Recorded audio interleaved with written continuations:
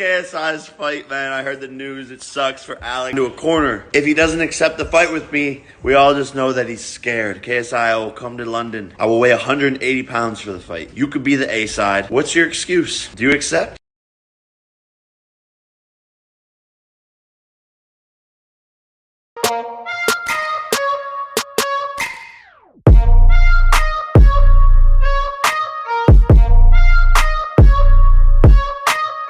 Alright, so this is the final summary of what just happened between KSI and I. Basically, my opponent pulled out because he couldn't make weight. He didn't want to make weight. And then Alex WASSABI, KSI's opponent, got a concussion, so Alex had to pull out, leaving us both without a fight. Now this puts KSI into a corner. If he doesn't accept the fight with me, we all just know that he's scared. I immediately step up to the plate to fight KSI, even though I've been raging for the past 6 days. I agreed to all of his terms, 180 pounds, fighting him in London, and then I even said I would fight him for free. You could be the A side. What's your excuse? Do you accept? But KSI still ducked me, and this is officially the biggest duck of all time. I mean, think about it. KSI could make $50 to $100 million by fighting me. I said I would fight for free. Now he's throwing up smoke screens, trying to convince people for some other reason that he's not taking this fight. Oh, we could do it bigger. We could do it at Wembley Stadium. We could do it. Shut up, man. You're scared to fight me. This is your opportunity to cut me down 20 pounds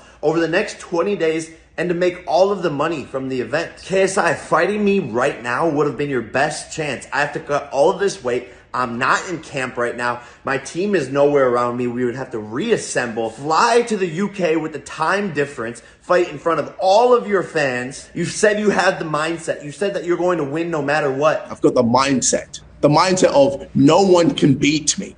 No one can beat me. You think you can beat Jake right now? You think you can beat Jake? Yes. So I think he should fight on my card. I think he should fight in the UK. I think he should fight at my weight. I think all these things. And do you think Jake's going to be like, yeah, sure, great, yes, sir, KSI? I'm willing to be B-side. I'm willing to go to London. I'm willing to weigh 180 pounds, yet you still don't want to make this fight happen because of short notice shit. Well, guess what? The fight that you're about to do right now is on short notice. Whatever opponent you're going to announce, no one's going to give a fuck about them. So your fight is going to be a short notice fight regardless. The bottom line is you're scared, and now you're trying to confuse everyone as to why this happened or why you shouldn't do it. We're not buying it. You officially just became the biggest bitch of all time. And KSI just tweeted hating on me for taking a fight against Tyron Woodley on 3 weeks' notice, basically saying he's an old UFC guy trying to discredit my opponent. But KSI, I guarantee you would never fight Tyron Woodley, and he's ready to step in to fight you on 3 weeks' notice. So if he's just some old UFC guy that you're trying to discredit, why not fight him instead of this no-name opponent you're about to throw in? Because Tyron Woodley's a much bigger name, but you won't do it. You think you can beat Jake? Yes. KSI, just admit that you're buying time. Admit that you're not ready to fight me yet. That's what we want to hear. We know your ego is in the way of that. You're acting all tough. You're saying all of these things over the internet, tweeting 1,000,000 times to try to cover your tracks. But the bottom line is, and even your fans see it because under your tweets, the top comment from your fans is just, take the fight, bro. So just admit it. What? You can't do that? We're not mad at you, but we know what's going on here. And the bottom line is, you don't want to fight.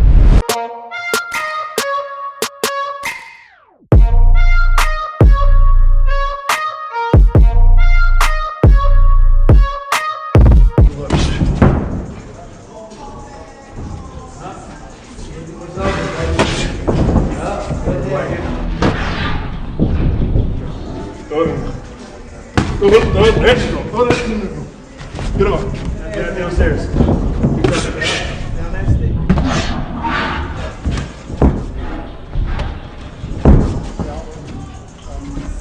Grab your arm. Feet first is your best, Jack. Hands up. Stay using the stick, man.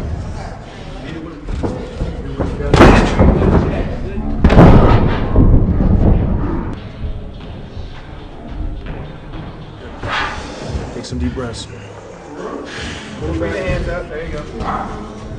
Keep working. There you go. Right. To the body out there. Go with it. Left side.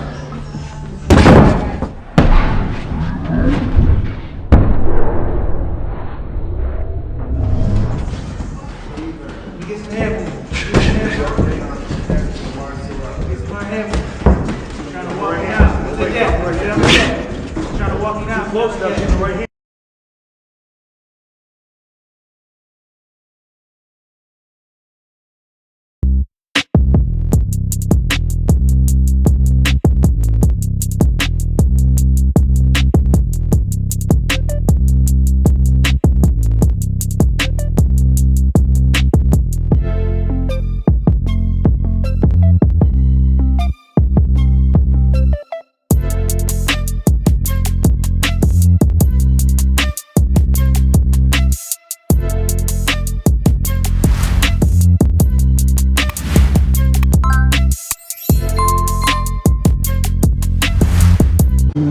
August 5th at 4:10, and the weigh-in is 206.6.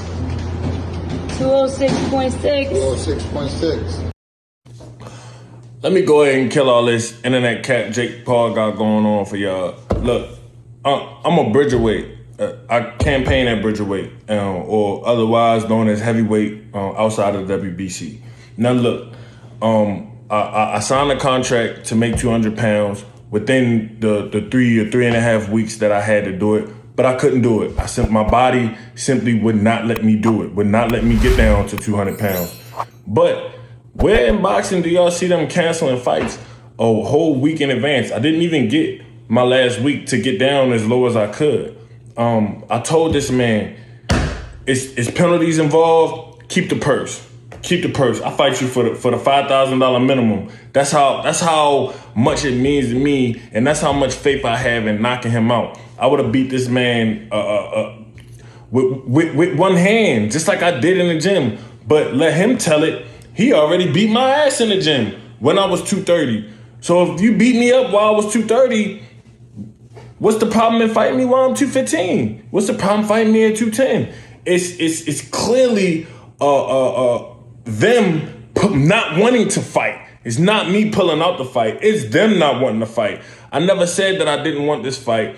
And the only thing that I can conclude is that they scared. I mean, they tried to drain me down. I told them, look, I ain't gonna be able to get all the way down to cruiserweight. I mean, it was a astronomical feat in and of itself from the beginning. From the beginning, when they called me to spar him for Anderson Silva, I told them what my weight was. They knew what my weight was, and they knew I was gonna have to lose about a pound a day for 30 days in order to make 200 pounds. Now, with all that aside, still, if I wasn't able to make the weight, they knew that we had a replacement on the side the whole time. He's been doing everything I've been doing this whole camp. The Muslim boxer, Muslim Kason, who campaigns at cruiserweight, who wouldn't have to have drained himself, who could have saved the show. And Jake Paul could have fought a real boxer, but he don't want to fight a real fighter. He don't want to fight a real fight. He wanted to drain me down and fight a fighter. He don't want to fight a real fight. He wanted to drain me down and fight a shell of me, which I'm not going to allow him to do. Now, they didn't move the goalposts and move the finish line closer and have me weigh in all these extra days early and then pull a plug on the fight like we don't want to fight. My team's 100% still wanted to fight, still ready, willing, and able to knock out Jake Paul on August 6th. So y'all blame your boy Jake Paul for this fight not happening. It ain't had nothing to do with me or my team. We let them know what the real was, and Jake Paul scared to make the fight. All he got to do is say, okay, I beat you up at 230, I beat you up at 215. I'm still coming down in weight, or I beat you up at 210. I'm still coming down in weight, but he don't want to do it because he don't want a real competitive fight. He wanted me to be a shell of myself when we got in there and got in that ring. Alrighty, folks, emergency press conference. You may have seen the news. Hasim Rahman Jr. has pulled out of the fight. This is not a joke. I am devastated. I cannot fucking believe this. We just found out this news. And this is just another case of a professional boxer, just like Tommy Fury, being scared to fight me. It's as clear as day that these guys have been so unprofessional to work with, looking for any excuse to suck more money out of this event, to coerce us into doing things. And from the jump, I knew in the bottom of my heart that this guy didn't want to get into the ring with me. It's as clear as day. Here's what happened, long story short. So he signed a contract to fight me at 200 pounds and was gonna cut the weight down to 200 pounds. This is not a big cut for him, right? He's a big guy with a ton of weight to lose. So he sent a video into the commission the first time he weighed in at 216 pounds. The commission wanted to track his weight cut to make sure he was doing it in a healthy way. 3 weeks later, the commission asked him for an update on his weight. He sends a video weighing 215 pounds, meaning in 3 weeks, he only lost 1 pound. So the commission was like, hey man, you're not cutting the weight properly. We don't want you to lose it all in the last day. We're gonna have to change this fight to 205 pounds. My team calls me up, they're like, hey man, do you want to change, they want to change the weight to 205 pounds. That's a big difference. You normally fight at 190 pounds. Do you want to do the fight still? I said, no problem. Let's do it. 205 pounds. He already has a weight advantage, height advantage, reach advantage, all of these things, but whatever. I know I can still beat his ass at 205 pounds. And that was that. We move forward. And then today, out of nowhere, his team calls and says, Hasim's not going lower than 215 pounds. If the fight's not at 215 pounds, then we're pulling out. My manager goes, fuck you guys. You're not in control of this. We already agreed to 5 more pounds. He is a big guy, losing 10 pounds. Everyone knows in the sport of boxing that is an easy weight cut. People do that. UFC champions cut 25 pounds overnight to make weight. A 10-pound weight cut for a heavyweight is nothing. This is clearly an excuse. So they say, okay, the fight's not at 215, we're out. The biggest payday of his life times, say, okay, the fight's not at 215, we're out. The biggest payday of his life times 10, and he's fumbling it. For what? Because he knows he's gonna get knocked out by me. The pressure starts to set in, and it's exactly what happens with all of these guys. Same shit with Tommy Fury. I'm sick of it, I'm devastated. I apologize to everyone on the undercard. Amanda Serrano, I know you were working hard. Ashton Silva, I know you were working hard. This is absurd. There's nothing I can do about it. I apologize to the fans, and I'll be back at some point.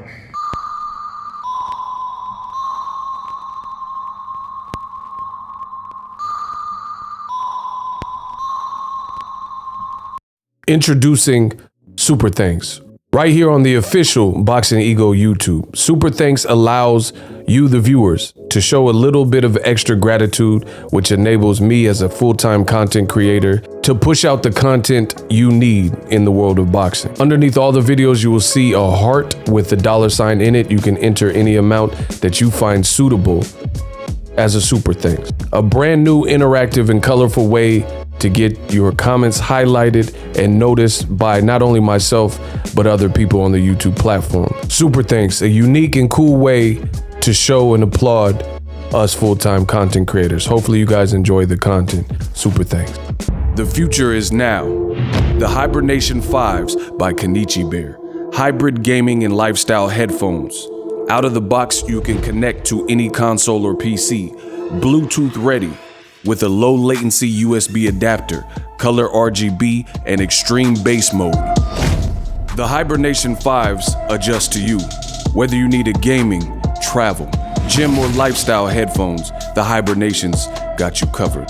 The new Hibernation 5s, link in the description. Customize the way you hear the world. Welcome to the nation.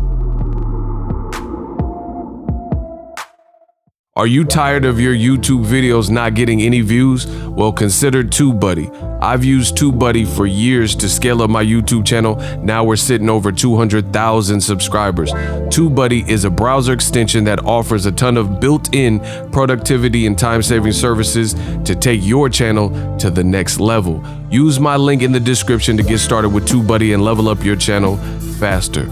We work.